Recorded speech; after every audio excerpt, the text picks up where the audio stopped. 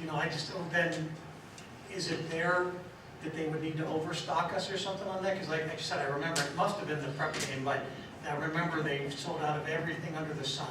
I don't really know off the top. I know the two differences between the two contracts. I know Mr. Hosford had said that within Coke, it would only typically be the football, maybe basketball boosters, that they would want you to go through them to supply those products, whereas Pepsi does not matter. If you look at there's a volume case count for which you've seen in the email. With Pepsi and Coke, there would not be. I did see that Pepsi says you have to buy product from them in the contract that we're looking at right now. It says you have to purchase all through them, and they're like the 21-ounce bottles or something. Right. You know, there's something where they sell a certain size bottle that you can't buy at Sam's Club or anywhere else. That's the way they kind of handle it. I would like to see us reserve the, you know, have like a little, just a sub note in there that if we are at a special event and we run out of material, that we would ask for a permission to purchase more Pepsi. I mean, not go out and get Coke, but, you know, I mean, I think an opportunity like that, if you've got 10,000 people at our ballpark and somebody can go run over to Sam's Club and get something more, they could get it. You know what I'm saying? I just saw it firsthand one time, you know, and it just seemed like it just ran out of absolutely everything. It's a warm night out or something and everybody was drinking, so.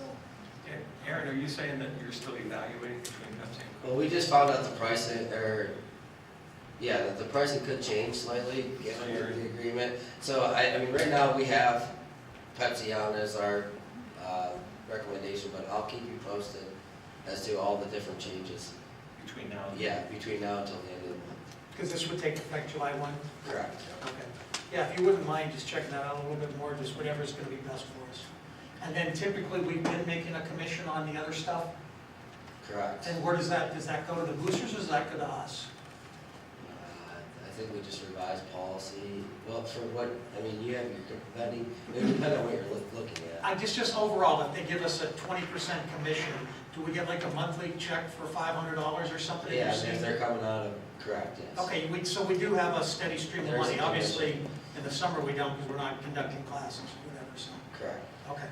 If we do switch from Coke to Pepsi, are we incurring any costs for, you know, they're going to change out coolers and equipment and all this and that? They would have to change the equipment. And now is Coke going to charge us anything or have to remove that out of our facilities, anything like that?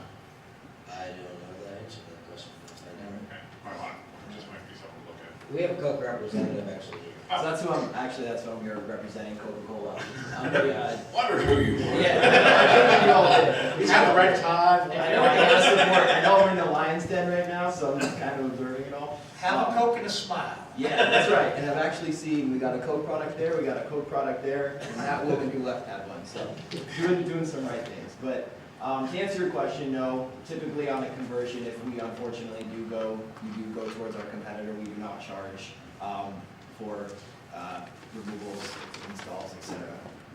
And what Aaron means is Coke actually, so from a pricing point of view in the cafeteria specifically, so Aramark has always had a preferred contract with Pepsi. It's just been known. For the last 20 years, the Pepsi and Aramark agreement have been much stronger than Coke. As of a week ago, Coke has just signed a new letter of intent with Aramark that has better positioned ourselves to make us more competitive. So when it came down to situations like baseball stadiums, high schools, colleges, whenever Aramark was the food service group, it was very difficult for Coke to remain and keep its presence because Pepsi was a preferred vendor, they had a better program with Aramark, there were more kickbacks, more rebates, better pricing.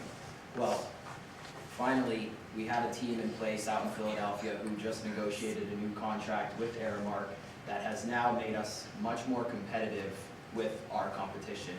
So that's sort of what Aaron is referring to as what he means by things have kind of changed. So it's perfect timing for us. Hopefully it's enough to make up a little bit of a difference, but you know, the bulk of our offer was to give more guaranteed money as opposed to our competition. I don't know what their offer looks like. I have not been shared anything like that. I just know I battle them day in and day out. I see their contracts, I see their offers, I know how they build things. Our offers are tailored to give the district more money up front every year, regardless if you sell 3,000 cases or 5,000 cases. So typically, what our competition will also do is they put a volume clause on the contract. So over 5 years, you might have to sell 20,000 cases, where Coke does not do that with school districts due to ABA guidelines and USDA approvals. We don't want to be a company that's in here trying to force sugar drinks and promotions into the school district. Just ethically, it sends the wrong type of message. So if you're a pizza shop, by all means, we put a volume clause on your contract. But school districts, we don't do it. So there's no risk to the district, it's just more guaranteed money. So that's sort of, you know, I'm just here taking this all in, and anything I can speak to and answer, I gladly would do that, so. But your original question, no, we do not charge for that. Thank you. And then also your question too, if in the event, I'll tell you right now, we don't like it to happen, but if it's a Friday night football game and we delivered you Thursday, 45 cases, you get bombarded, you're blowing through drinks. We have had our customers go to Walmart, Sam's Club. We just ask, it's not the norm because typically there's, you know, rebates, there's funding, so it does hurt when you do that, but we understand that we don't have trucks running Friday night at 10 o'clock at night. So if there's that need, it's that kind of that gray area where we're not gonna come back and fight you. It's just, Don't buy Pepsi. what's that? Just don't buy Pepsi. Yeah, just make sure it's all good stuff, and we're okay, so. How about Fago? With all due respect, the credibility that Mill Creek has, if you go to Fago, and, I just, that would not be the case, but. Well, I think, you know, we will revisit this then, since it's in flux, and Yeah, it will definitely change. we appreciate you being here, and then the new information with Aramark, because obviously that's our food provider, so. Exactly, yeah, and the relationship is there. I mean, I think Aramark would hopefully attest to this, that our service has been really good. We've done very well by them for the last 5-6 years. I have a designated sales rep who calls specifically on Mill Creek School District. He has all of the locations. He's well represented. He probably has the like words from the cafeteria managers. They really respect him down there, and I think that's another service that we really shine in. So I appreciate you guys listening to me for a few minutes. Thank you. Awesome, thank you. 11.15 is a rejection of bid tabulation for the gym floor refinishing. Mr. Del Frack, can you give us a quick? We had 3 responses in our bid process. 2 of those responses were non-responsive, meaning that there were some issues with the bid itself, the process of the bid, and because one of the vendors did actually file a protest for that process, I felt that because we basically eliminated 2 out of the 3 bids, then it wasn't a competitive bid. So we're rejecting all of those bids, and we are simply going to go out to advertise again and have the whole project rebid again. And we're going to clarify the bid process, the bid specifications, so it's clear as to what we were expecting of the bidders. Therefore, they obviously didn't understand what we wanted because they were non-responsive. This is something we still would want to get a floor refinish this summer, or no? Yes, it's something that we would like to get done this summer. As we speak, I wanted to make sure that we had the official rejection tonight. Tomorrow, we're ready to go out with the advertisement.